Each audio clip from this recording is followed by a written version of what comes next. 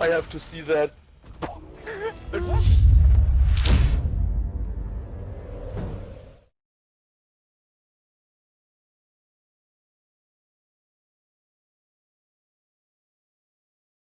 Shields up, Iron Breakers. Welcome. And today we're going to be talking about my best games of 2018. Now, it is important to mention that, like pretty much every list that you see on this particular topic, this is a personal list. These are the games that I enjoyed the most, and it's probably going to be very different from a lot of lists that you guys will see, because I don't consider these to be the best games of 2018. I mean, some of them might be.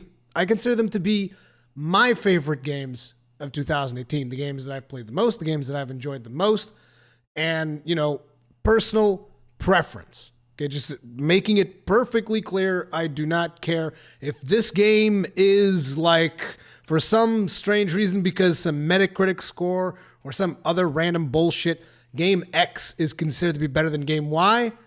None of that shit applies here. The only thing that applies here is my personal opinion. Okay? Now, having said that, the format that we're going to go through this is I will play a trailer of the video game in question, and then I will tell you why that video game is in that spot in that list. And before we actually get to the top 10 list, there is going to be 5 special shoutouts, and I will explain why each of these shoutouts is given instead of a position on the list. And hopefully that will be enough so that you guys understand the whole point of this. Also, as you can tell, my voice is not at its best. I'm still sick. I apologize for that. But either way, I wanted to get this done so that we could have my top 10 list before Christmas. So that if you need to urgently buy a video game for someone, you'll know which one is my pick.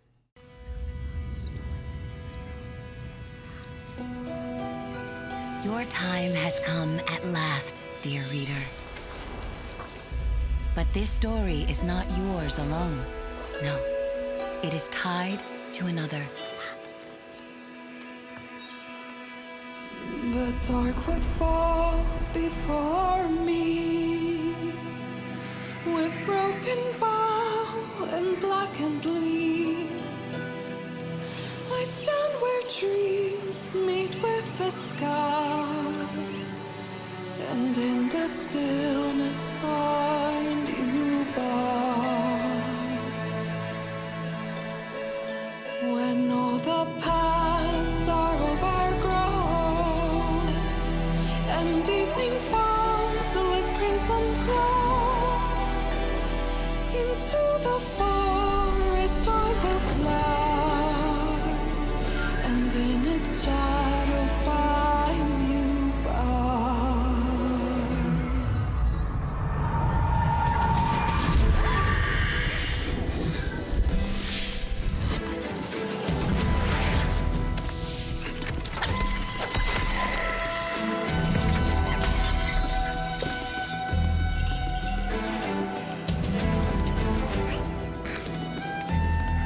Your bond with Quill grows strong, and the journey you take together could change the fate of both our worlds.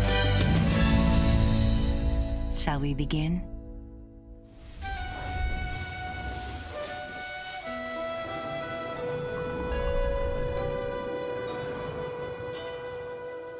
So, the very first shout out goes to Moss on PlayStation VR. And the reason why this is a shout out as opposed to like an actual spot on the list itself is because I gotta be completely honest. As someone who wears glasses and suffers from, I believe that the English term is nearsightedness, it seems that I have a tougher time than most people actually enjoying VR. But from all of the VR games that I've played this year, Moss has to be one that I thought was pretty special, because you can tell that the studio took special care in animating this character. The little, tiny little rat. I mean, I call it rat, but it's a tiny little mouse that you control with the sword, and the way that they've implemented that and how you yourself have agency in the world. Just like the combination of all those elements put together an incredibly immersive experience that I really, really enjoy. And it's like, if you are someone who's particularly passionate about VR and you have a PlayStation VR and you still haven't played Moss, you really need to get to that because it's one of the best experiences that is out there for VR, in my opinion.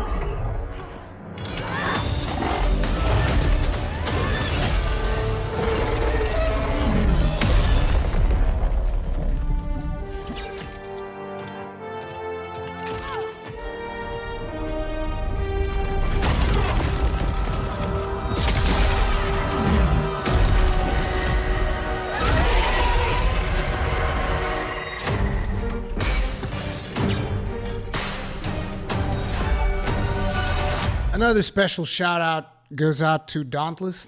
Now, the reason this game gets a shout out as opposed to, a full on mention in the list is because, as far as I'm aware, the game has not technically launched. It's in that gray area of being in early access.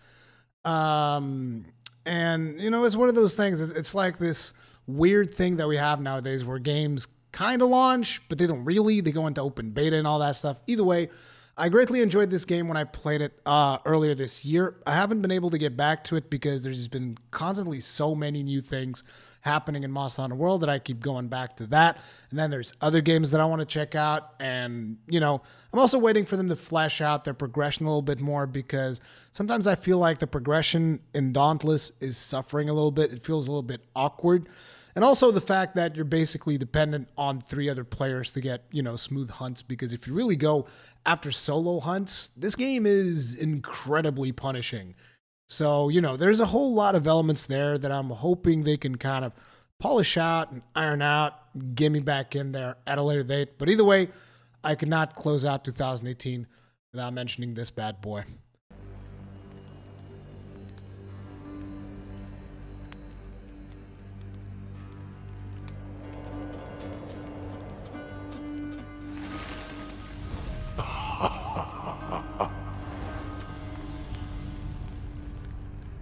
Where do you think you are? Who do you think you're talking to? Nobody gets out of my domain, whether alive or dead. You wish to learn the hard way? Fine. Then go. Get out. Don't let me stop you. Wasn't planning on it, Father.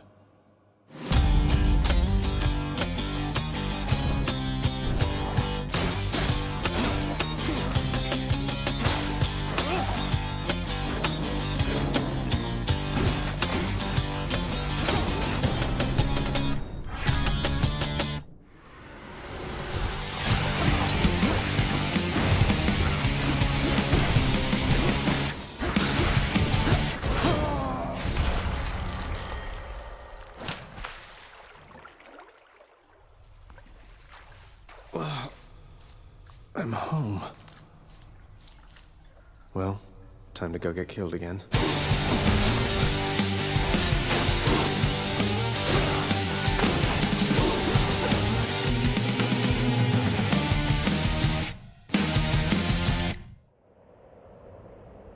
Death is your only family. Death and I.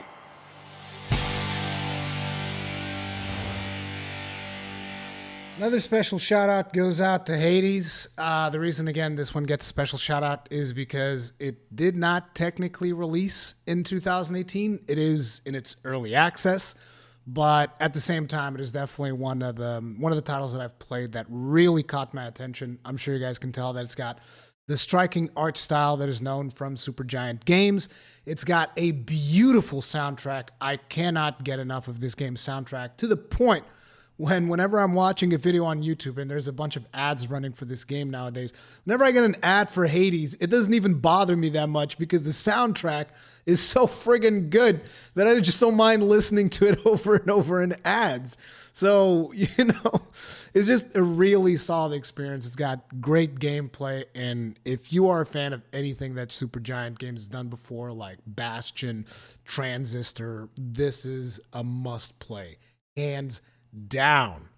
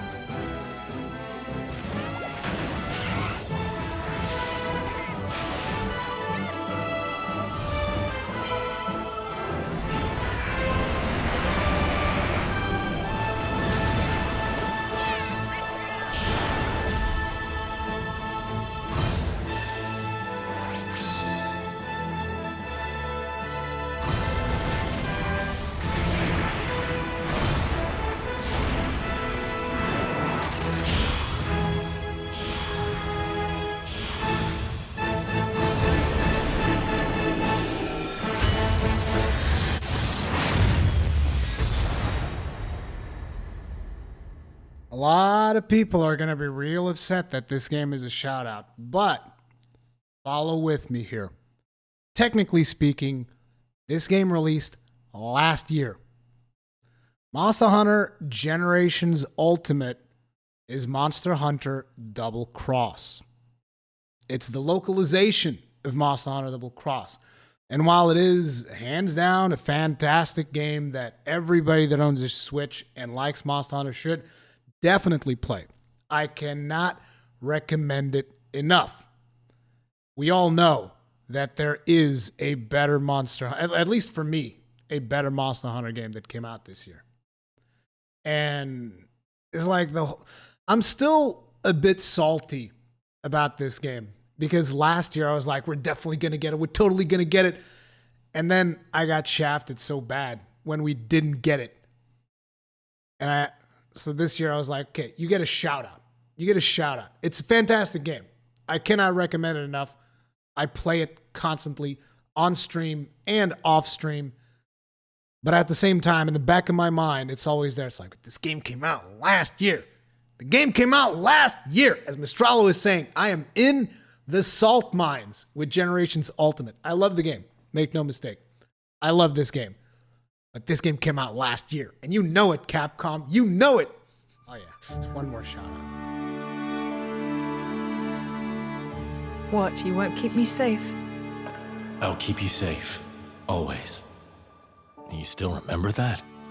I'll never forget it. The day you set me free from a life of misery.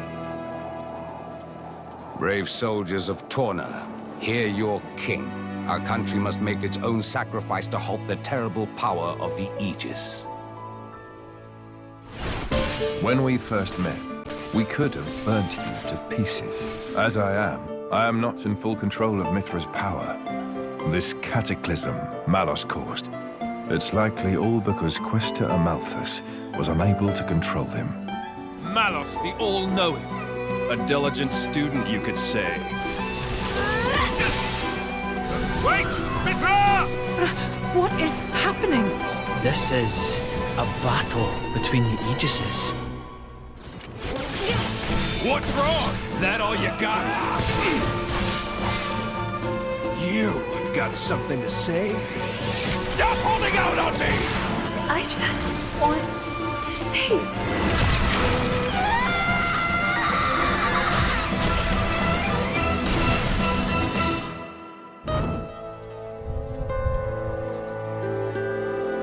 Xenoblade Chronicles 2 Torna, the Golden Country. The only reason this game is a shout out and not on the list itself, like some people will be of the opinion that this is DLC, but this is actually its own game to the point where you can actually buy the retail version and it's a whole separate thing. The combat system is very much different from the combat system of the original Xenoblade Chronicles 2. And I can guarantee you right now, if I had had the time to play this video game, it would most likely score a spot, at the very least, in the top 5 of my list. But unfortunately, being a father of 2, being only one person, and having to cover all of these other games that came out this year, I was not able to give this game the attention that it deserves, because I'm saving up to find myself enough of a time that I can just sink into this and just stay in this, immerse myself completely like I did for Xenoblade Chronicles 2 and just play through the game from beginning to end, because Xenoblade Chronicles holds a very special place in my heart. And I know for a fact that this is like a top-notch game. I just need to find the time to actually play it. And by the way, in case you guys are getting into Xenoblade Chronicles 2 anytime soon, because as you guys know, this is a prequel to the original. I was actually talking with Kagran because Kagran has played through the entirety of this. And some people might be thinking, hey, maybe I should play, maybe I'll just get Torna and the original Xenoblade Chronicles 2 and I'll play Torna before because that one's a prequel. Play Xenoblade Chronicles 2 first, and then play through Torna. That is the best way to experience the story. But this right here, despite only being a shout out, make no mistake, if I had had more time and I was able to have fully played this game, it would have easily made it into my top 5 of this year's list.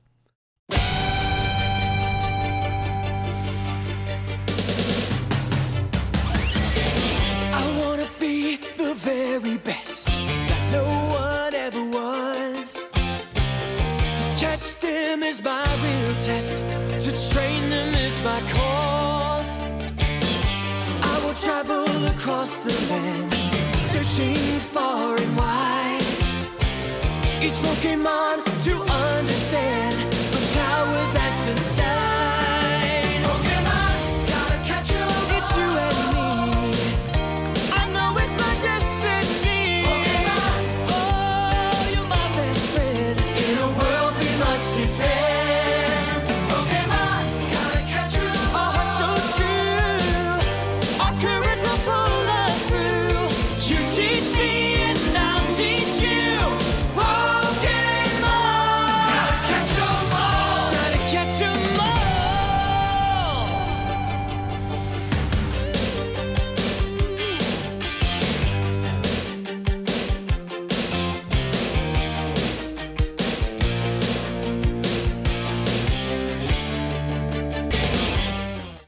Number 10, Pokemon Let's Go, Pikachu or Eevee, depends on the version that you have. Personally, I got the Pikachu version. And yeah, it's like, for me to actually enjoy a Pokemon game to the point where it's on my top 10 list, I think it speaks volumes. Like, it's a very accessible Pokemon game, and I know that a lot of people are going to be upset about the word accessible. Accessible is not a good feature, and I know that the really hardcore fans of Pokemon, this is not the game that you wanted, but this is the game that anyone that has never really gotten into a Pokemon game for reals is going to want to try out. because it's very fast at getting you started. Whereas I remember when I played stuff like Sun and Moon, it was just like text after text and more story and exposition and this and that. In this game, it was like your mother tells you, hey, get out the door, go out there and catch some pokes. And I was just like, yes, good. And now some of you guys are going to be like, so how come it's so down low on the list? Because it is, according to what people have told me, a remake of an existing Pokemon, which I believe is Pokemon Yellow. And again, it's not like a true Pokemon entry in the franchise, but at the same time, it's got a lot of, it's got a lot more of the classical games than people really give it credit for. And I think that a lot of people that are holding off on playing Pokemon Let's Go should consider giving it a shot. It's like, no, you don't have battling with wild Pokemon or anything like that, but there are more trainers so that you can go ahead and battle as much as you want. And I know that picking up pokes the way that you do it in Let's Go, it's not potentially as satisfying to some of you as actually battling it out with them. And I kind of wish that there was an option to let you battle it out with them if you would want, like to actually do the classical thing for players that would prefer that. But at the same time, one of the things that I hope they never take away from this game in future iterations is Pokemon actually showing up in the tall grass. As opposed to you going into the tall grass like I've done in previous Pokemon games and just walking back and forth and back and forth and back and forth and waiting until you actually get the Pokemon that you want to spawn, you can actually see, oh, there's the Pokemon that I want, and you can go up to it and pick it up. I believe it is also better for shiny hunting, for my experience at least. I've seen way more people going after shinies than this one. So, I mean, I don't know. I'm a complete Pokemon noob, so if you want to criticize me for that, it's whatever. But I cannot deny that this is definitely the Pokemon game that I've enjoyed the most. Maybe it's also because of the fact that I don't really enjoy playing 3DS in my house, whereas I can feel like I can play this one because I can just dock the Switch and enjoy it that way. But yeah, number 10 on my list, Pokemon Let's Go, Pikachu or Eevee, whatever you want to call it. In one fell swoop, the Lord of Shadows ended countless lives. The lucky few who rode the storm out struggled to survive. Amid the depths of despair, a spark of light still shines. A man who gives the people hope in these benighted times. Yet that light too shall soon succumb to evil's ceaseless claim. Only you can take that spark and kindle it to flame.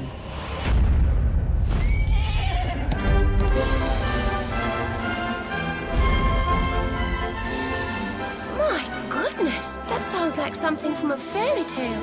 This adventure isn't over yet. Onward to Yggdrasil!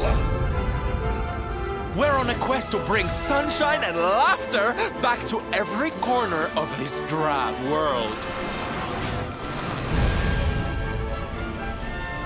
Looks like it's finally time for a date with Destiny.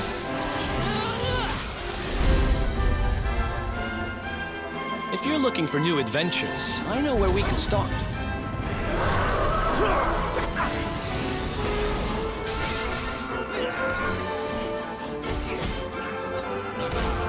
Right, we've got more friends to find.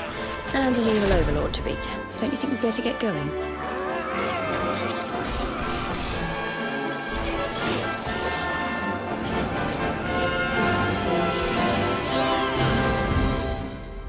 This child, he is the one? There's no mistaking it.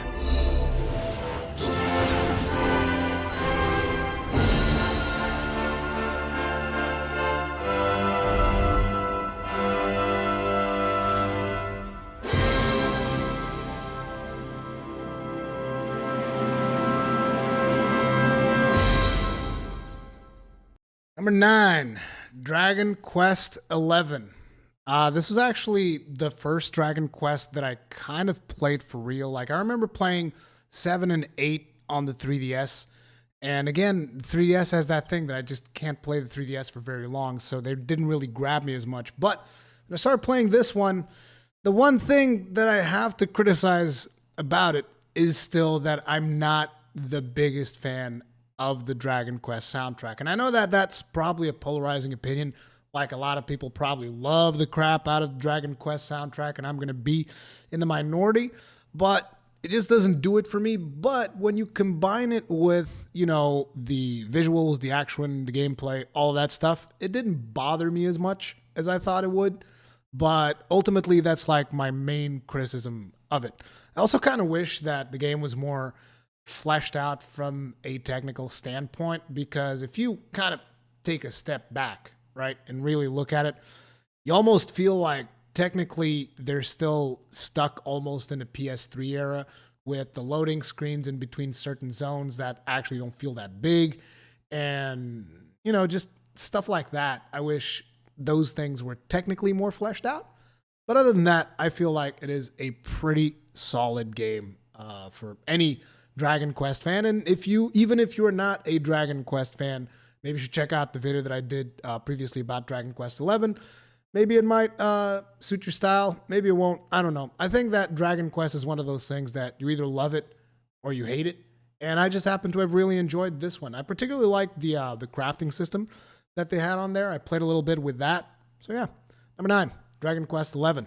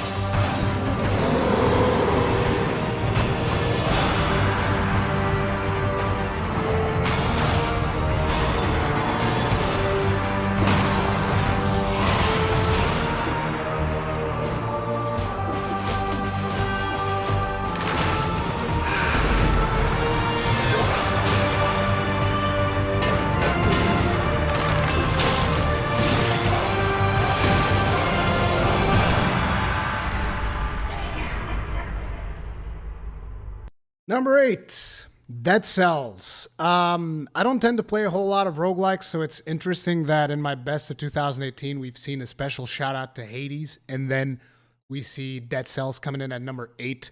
But there's no denying that the action and the combat of this game kind of make it particularly appealing. Now, I originally played this back last year when it went into early access, and then it actually released later this year. And I went back and I tried it out again, just to see what the gameplay feels like now. It just feels like even more polished than it was back then, and more balanced for certain weapons, I guess. But it just feels like a super solid experience. If you're into platformer action roguelikes, I guess, this is definitely one to get. I'm actually potentially going to buy it over on the Switch, because this just seems like a perfect game for the Switch, if I'm being completely honest. So yeah, Dead Cells, number 8 on my list.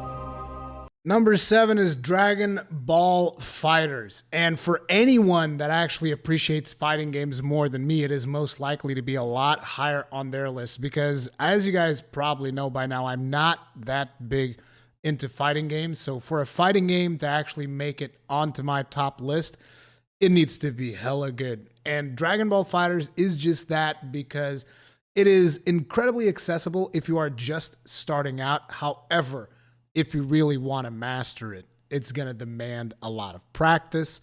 And not to mention, I also greatly enjoyed the story mode that is in the game. It's also real good. It's just an overall fantastic package for fans of fighting games. It's like, we didn't even have to talk about the fact that this kind of became a sensation over on esports, from my understanding, because I don't follow esports all that much, but it seems that tons of people are playing this game on all kinds of different competitions. So it made a splash the second that people started playing it. It's got beautiful animations. It's also got a great soundtrack. And it's just the visuals on it are friggin' fantastic. And again, it is a game that it's fairly easy for anybody to just jump into this and start playing it. But if you really want to get good, you really got to practice and master it. So easy to get into, extremely hard to master. I wholeheartedly advise anyone that is interested in Dragon Ball FighterZ, just check it out. Just get it. Super solid game.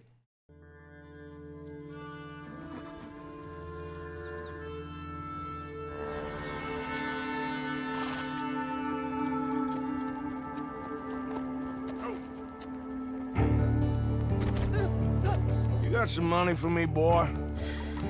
I seen your name in our ledger.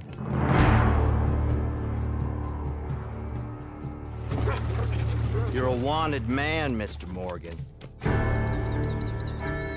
Maybe when your mother's finished mourning your father, I'll keep her in black on your behalf.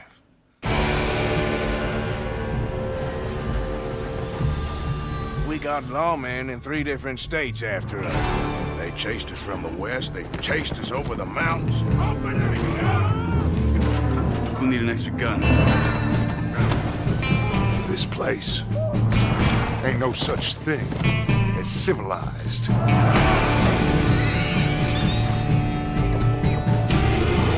You're the only one of these fools that I trust. Where's our money? Do you have my bag? Always, Dutch. Product not yet rated. Red Dead Redemption 2 at number 6. And I know that this is going to be game of the year for a lot of people. And it's like, I love this game. I think it's fantastic. It was actually one of my surprises because I didn't really care that much for the original Red Dead Redemption. And I know that some people are going to call me a heathen or whatever, but it's just the truth. For some reason, I could not get into the original one. I played it for several hours. I basically forced myself to play the original Red Dead Redemption, which is why I was not that excited about this one. But I do feel that it does a number of things differently that made it easier for me to enjoy. One of those things is hands down just the level of attention to detail that this game has. I feel like it's unprecedented, like from the brushing of the horses to the taming of the horses, just about anything that you could think of in terms of detail. It's almost like this game has kind of done it.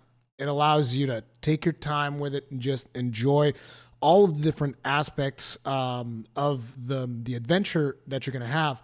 And here's the thing, like, I'm not even going to mention the online because I didn't really care that much for GTA 5's online. So I already knew that I wasn't going to care for Red Dead Redemption 2's online. To me, this is more of a single player adventure than actually anything multiplayer. And I know that, again, a lot of people are going to prefer going into the multiplayer and, you know, having your fun that way.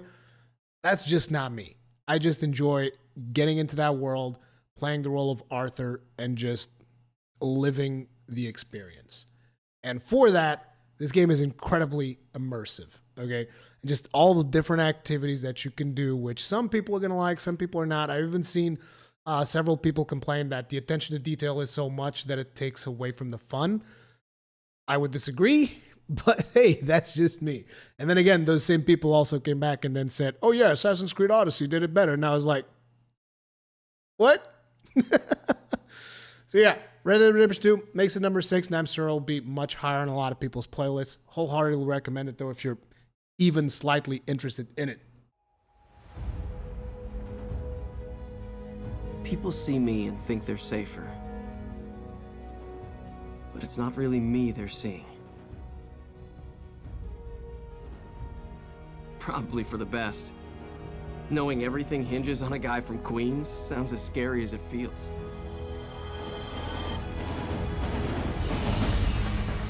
No pressure, right?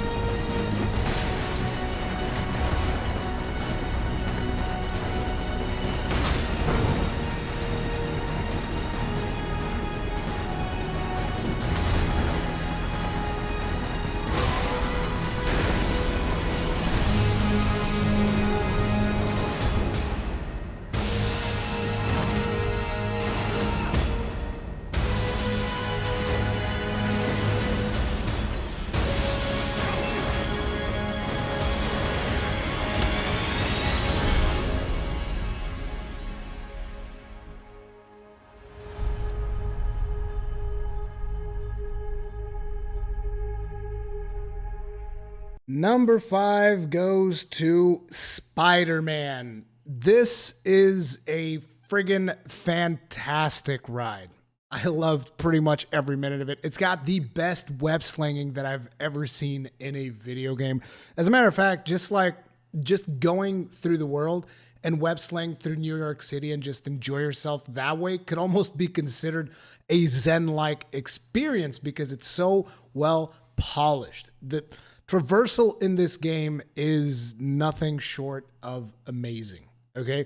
But beyond the traversal, when you actually start getting into the main quest missions themselves, because you know what? Spider-Man, despite being an open world game, doesn't actually force you to grind side quests.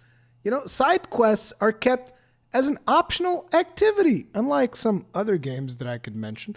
But anyway, the side quests are also a lot of fun, depending on how much you enjoy the combat of the game, which I just happen to enjoy quite a bit. I really liked all the different gadgets that you can use, and it was always like an experience, like, oh, let me try out this different gadget now and see how that works.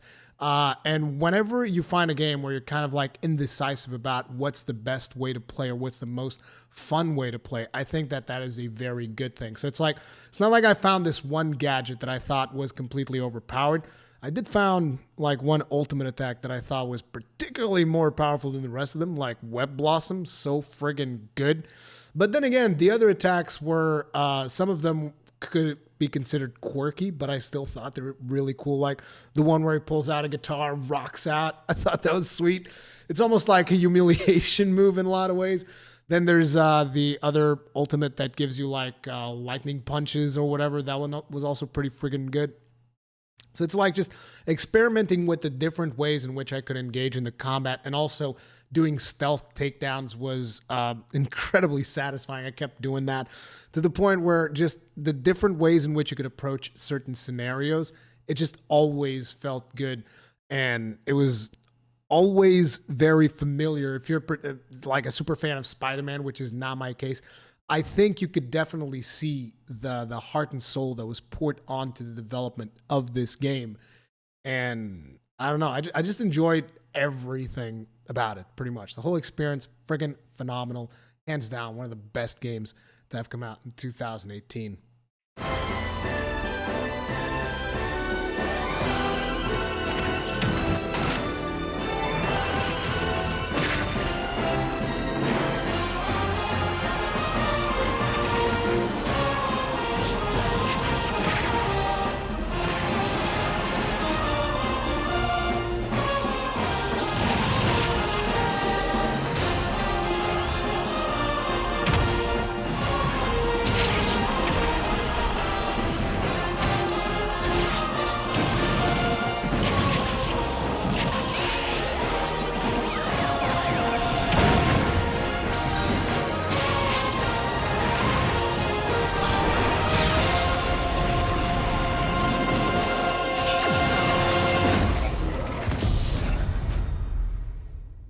Number 4, Super Smash Brothers Ultimate.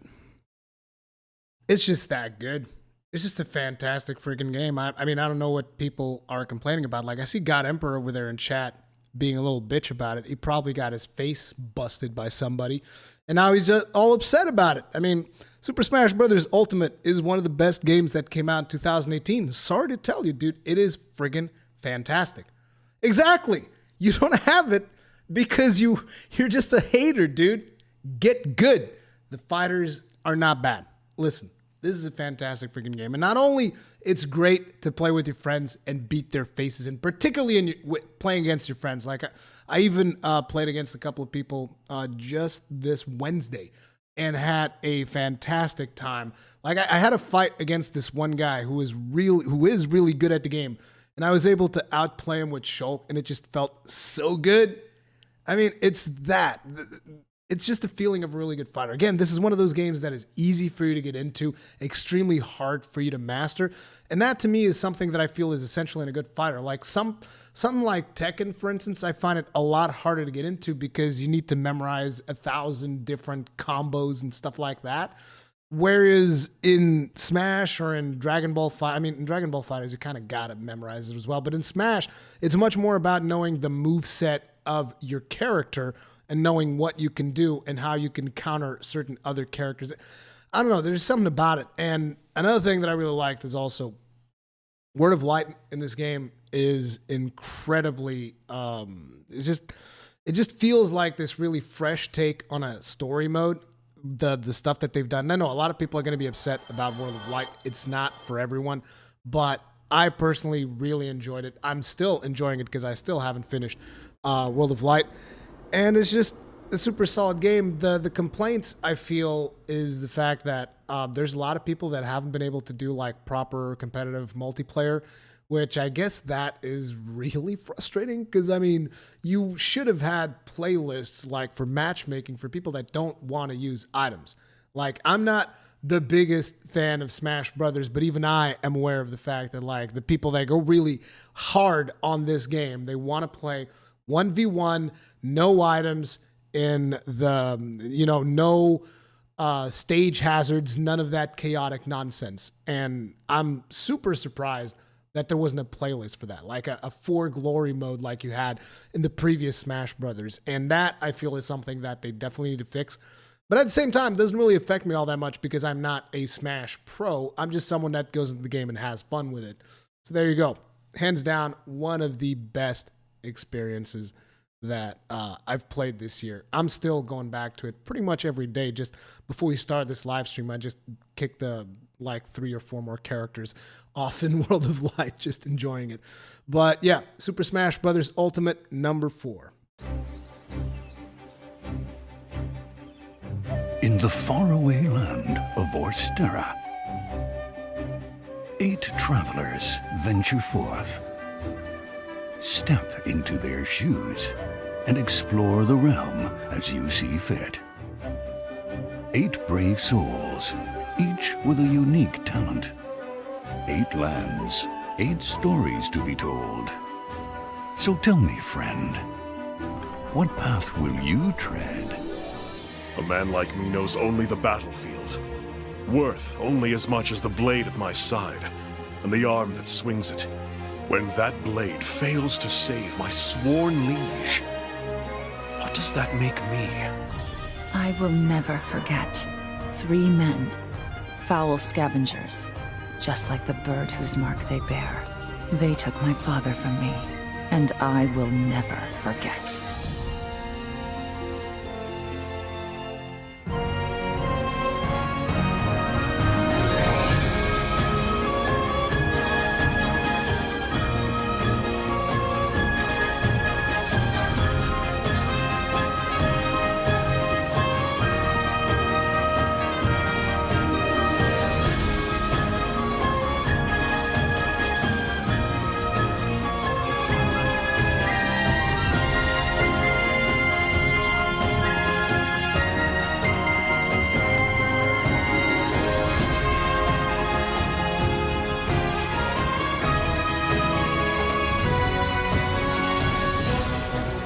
Embark on an adventure all your own.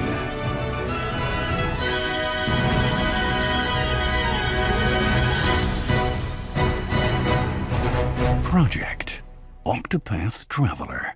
Number 3, Octopath Traveler. Like, I really, really enjoyed all of the stuff that you can do in this game, because I thought it was very interesting that you could basically recruit a thief in your adventure, or you could be the thief if you so choose. I actually chose to be I guess he's the alchemist, the dude with the axe, because I was like, okay, this dude's got an axe and he can probably brew some potions, like that'll be interesting.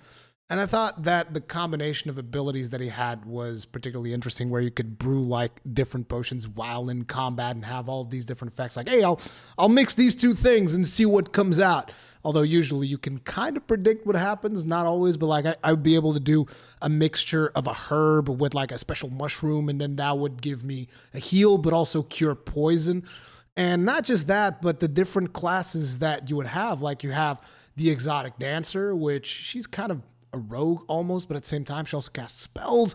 And then you have the merchant, which I thought was really cool, because you could basically have one ability to steal money off of monsters, but you wouldn't be stealing, you would be collecting, because you're the merchant. And then you could still bring in the thief, and then you could also steal it. And then while you're in town, the different RP options that you had of like going up to pretty much any NPC that you found in the game, and I'd go there with the thief, and I would pickpocket them to see what they would have. And then, you know, it would also tell like the chance that you would have of robbing a certain item. And then if you failed, like your reputation in that town would diminish. And I just thought that was so much fun, that the amount of freedom that you had with the different party that you would make in interacting with different NPCs and whatnot. And then to top it off, you just have a really gorgeous art style in this game. It's just amazing, in my opinion. And this game deserves to win the best art direction this year, in my opinion, at the Game Awards, because it combines retro visuals in an updated way that just felt so cool. And, you know, some of the stories in the game are going to be better than others. I still think that the Primrose starting story, I haven't went through all the stories yet, but I still think that the Primrose starting story is hands down one of the best things that I've ever experienced in that game.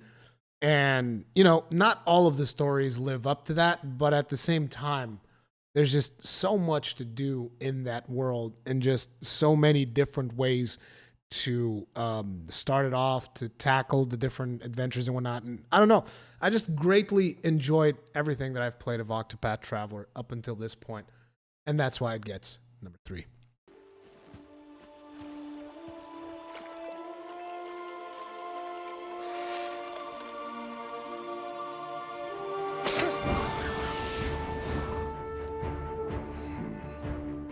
My son, we do not fight because the world makes us fight. We fight for a greater purpose. We forge into the unknown to fulfill the promise we made.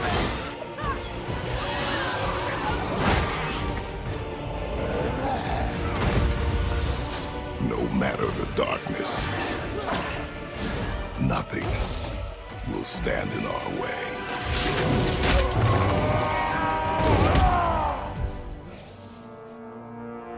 Again.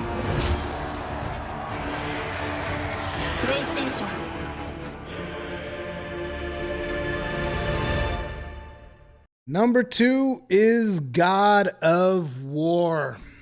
This is hands down one of the best games that I've played this year. I just friggin' loved every aspect of it. Like, I think one of the things that I enjoyed the most is the fact that this actually is not a traditional open world game. Like, I wouldn't even necessarily consider it an open world game because of how the whole gameplay takes place. And I thought that that was a good thing, because nowadays it's almost like everybody and their goddamn mother wants to be an open world game for whatever reason. And people have kind of forgotten that you don't have to be an open world game to be successful. And I think that the hybrid that God of War has done, like, it becomes a lot more open after you finish the main game and all of that. But the hybrid model that they've done where, sure, there's a couple of branching paths here and there that give you a couple of different activities where you can travel to certain locations and, experience different paths in the game. It still tries to kind of lead you along the main narrative and keep things going, which keep things a lot more interesting than dropping you in the middle of a giant map with 1,000 bazillion different things to do. And you're just wondering, well, what should I be working on? I think this game did a really good job with that. If I had one minor thing that I could point to it is the fact that I really didn't like the God of War difficulty. God damn, dude. Particularly at the start, because I felt that at the start, in the maximum difficulty, it's like you don't even have all of your tools available to you because, there's the tutorial starting phase and whatnot. And just trying to survive and trying to kill stuff early on is going to basically be you just using throwing the axe as a crutch, kind of. But, on the difficulty below that, I think it is hands down one of the best games ever made. I really, really like it. And this is one of those games that a lot of people did not have a lot of faith in. I saw so many people saying, this is not my God of War, and this is bad because of this, and it's bad because of the other. And I was looking at it, and I was just like, whatever. I'll play it. I don't care. And then when I actually got my hands on it on a preview event, I was like, there is something very special here. There's something very special here. And I said it. I said it too. And I still had people telling me, nah, Rurikhan, it's not. It's this and that and the other. Well, there you go. Game of the Year at the Game Awards. And it could have even been Game of the Year for me as well, had it not been for the fact that another game came out this year that particularly appeals to me. You guys might know what this other game is. I mean, I don't know. You guys hear that? What's that?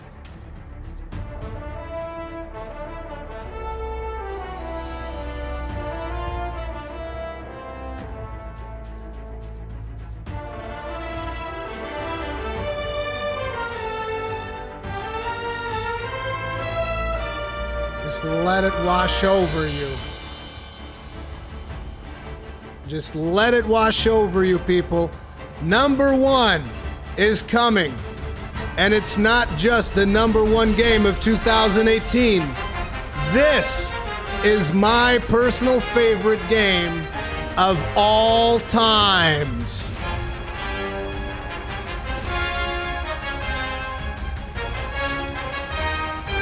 Even just the music is capable of taking you there.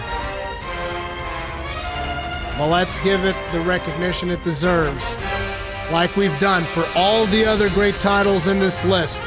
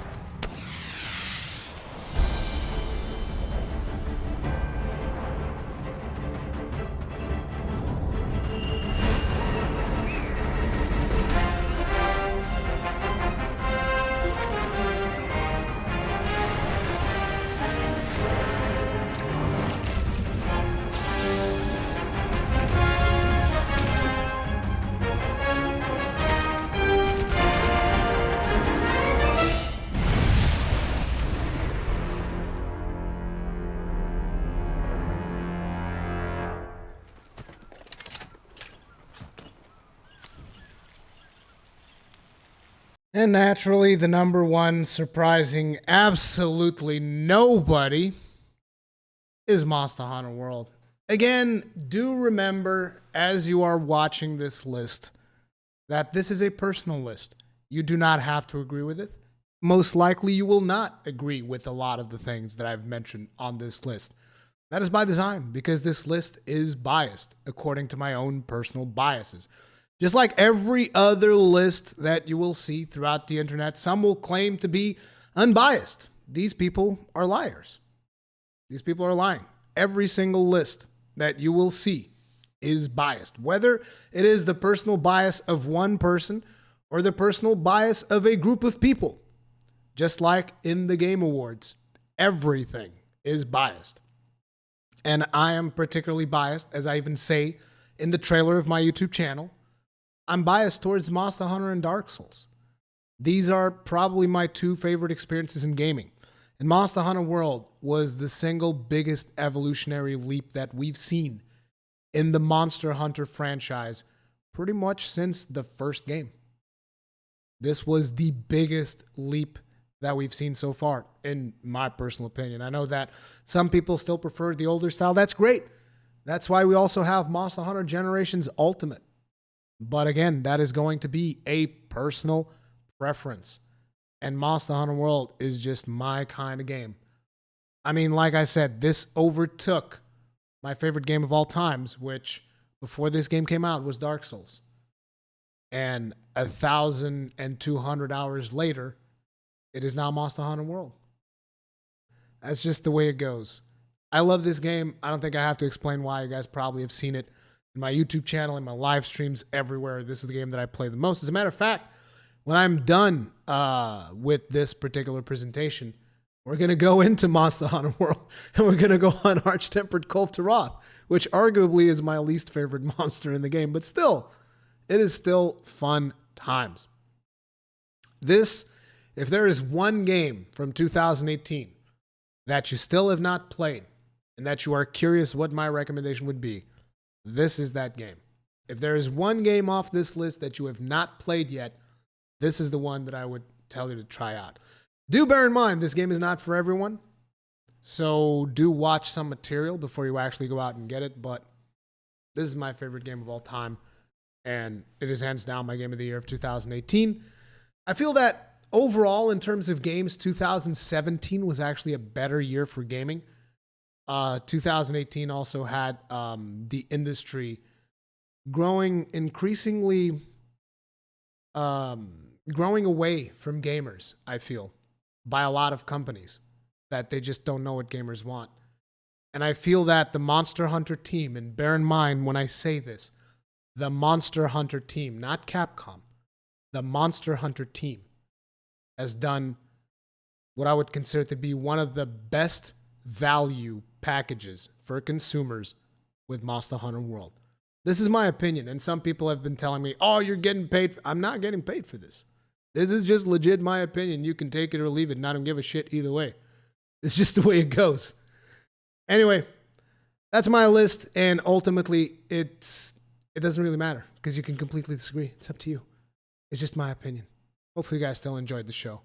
Thank you for watching.